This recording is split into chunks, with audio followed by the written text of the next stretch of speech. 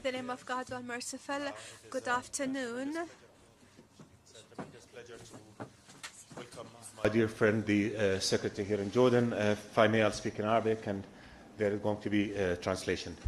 أود بداية أن نرحب بوزير خارجية الولايات المتحدة الأمريكية مايك بومبيو في المملكة الأردنية. I would like to first welcome Secretary of State Michael Pompeo. Welcome, Mike, to Jordan, which comes at a very important time. Your visit, not to mention a deep conversation on important pivotal regional aspects to achieve prosperity in the region. You have already conducted fruitful conversations on enforcing our mutual relationship on all aspects, security, defense, etc. Not to mention we're adamant to reinforce this cooperation with the USA, which is an ally and a friend. We appreciate their support, not to mention or particularly the 5-year program and the first to be endorsed by the Trump administration that participated to a great extent in helping us to face our economical hardships and not to mention our Syrian brothers and sisters. Thank you, Your Excellency, for this support. There is a huge expanse, or we are going to focus on the Palestinian aspects, not to mention attaining the comprehensive peace and freezing the process is very grave. Hence, we have to have horizons of cooperation, meaning the Hashemite Kingdom of Jordan is going to go on its cooperation with the international cooperation and the USA to achieve a comprehensive resolution with 2 states, independent Palestinian states, as per the resolution, with the Eastern Jerusalem as a capital to live in peace vis-a-vis the Israeli country and in peace and understanding. I have conducted also political relationships in the Syrian crisis, not to mention we have a thorough conversation on future coordination in light of the U.S. decision to withdraw U.S. forces from Syria. Bilaterally and through the small group, we will continue to consult on how to achieve progress towards a political solution on the basis of United Nations Security Council Resolution 2254 that preserves the territorial integrity and sovereignty of Syria, that Syria accepts and that restores to Syria its security stability that leads to the departure of all the foreign forces from Syria and allows for the return of the refugees. In light of the U.S. decision to withdraw troops from Syria, we discussed the area of Tanaf and with a view of ensuring arrangement that will ensure security of the border and deal with the Rukban encampment, which we believe must be de-established. Trilateral Jordanian-U.S.-Russian agreements is necessary to achieve these objectives. The enduring defeat of Daesh in Syria is a key common objective. The U.S.-led coalition has made great progress towards defeating the evil Jordan, and the U.S. have fought side by side against terrorism. Not to mention, we strengthen this partnership. His Majesty King Abdullah II had repeatedly emphasized the need for a holistic approach against terrorists and their ideology of hate, which is outside our common humanity and has nothing to do with our Islamic faith and its values of peace and respect for the other. This is a strategy to which we remain committed. Mr. Secretary, we look forward to continuing to work together as solid allies and partners in pursuit of a Middle East free from crises and full of opportunities, where peace and cooperation prevail and where regional relations are based on non-interference in the international affairs of others and are in conformity with international law. Once again, I welcome you to the Hashemite Kingdom of Jordan. Welcome to you, and the floor is yours, sir.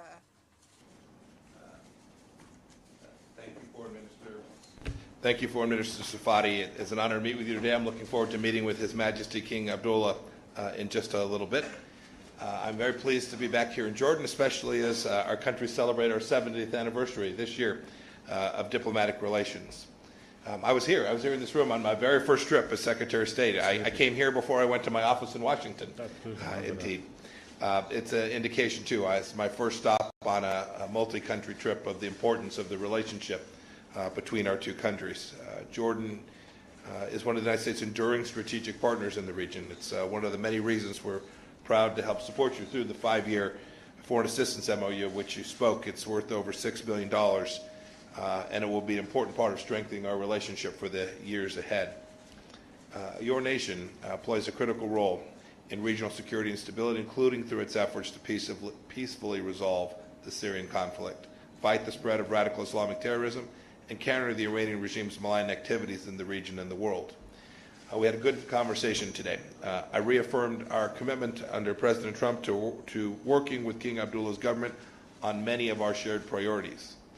The United States remains firmly committed to Jordan's domestic stability and security, and we will undertake that work in a true spirit of partnership.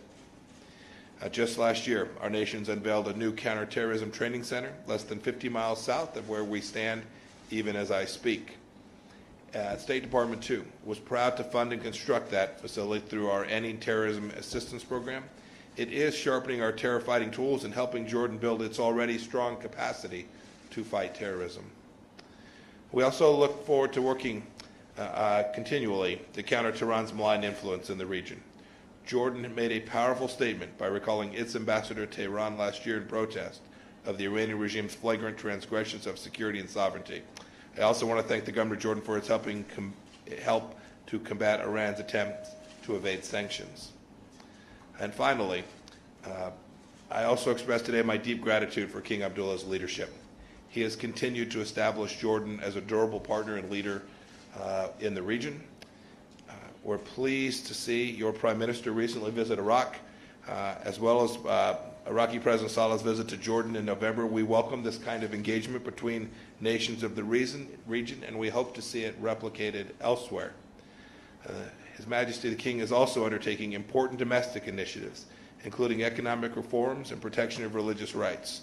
And we know Jordan is also hosting over 650,000 Syrian refugees, and we thank you and your people for their generosity.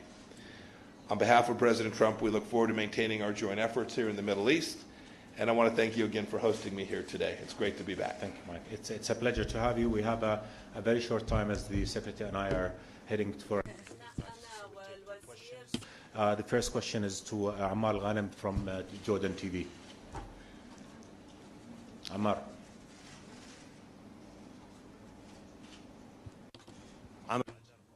Ahmed Al-Jarmi from the Jordanian television. You spoke about the importance of deriving at a political solution to the Syrian crisis. What are the necessary steps to achieve that?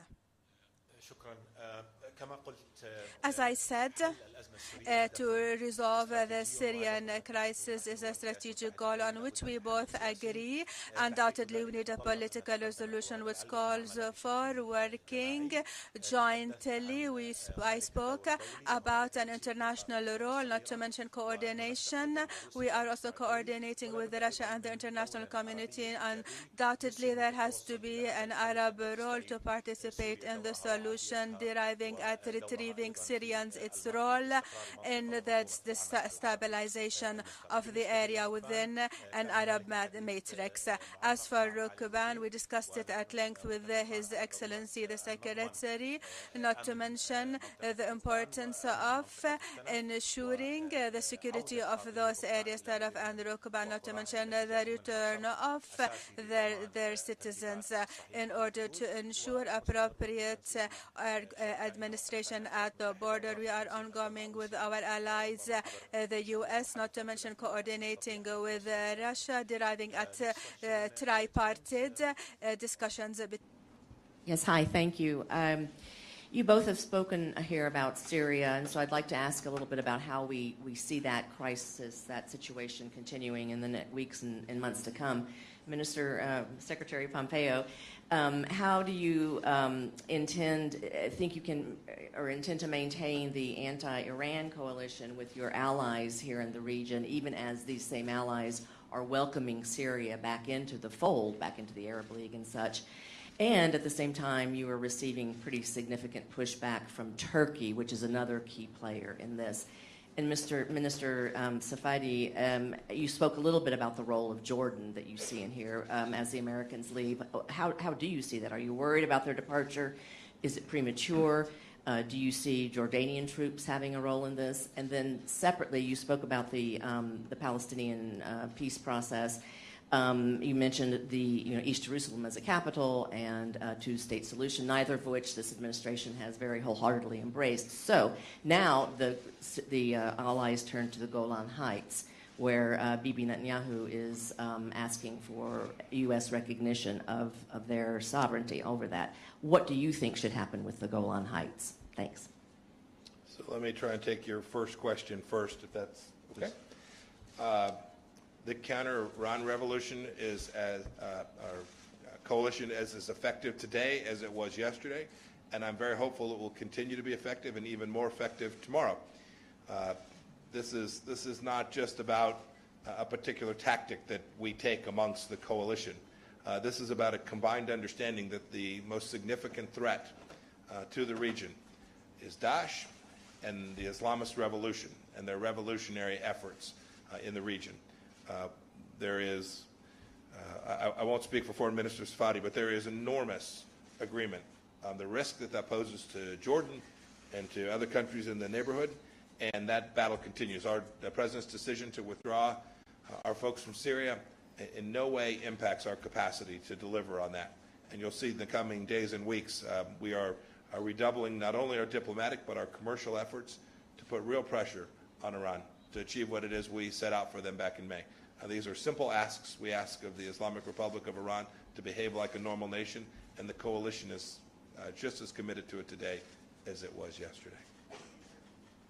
Thank you, Secretary. Go ahead. You're done? Yeah, go ahead. Let me just say something on Iran.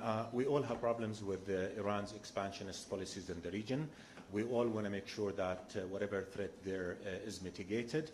All Arab countries, and I think the United States too, would want healthy relations based on the principle of non-intervention in the internal affairs of the other and respecting the sovereignty of other countries. If that is achieved, if everybody abides by international norms of behavior, then there will be no problem. So for as long as there are policies that are counter to these principles, then we will continue to have issues with the policy.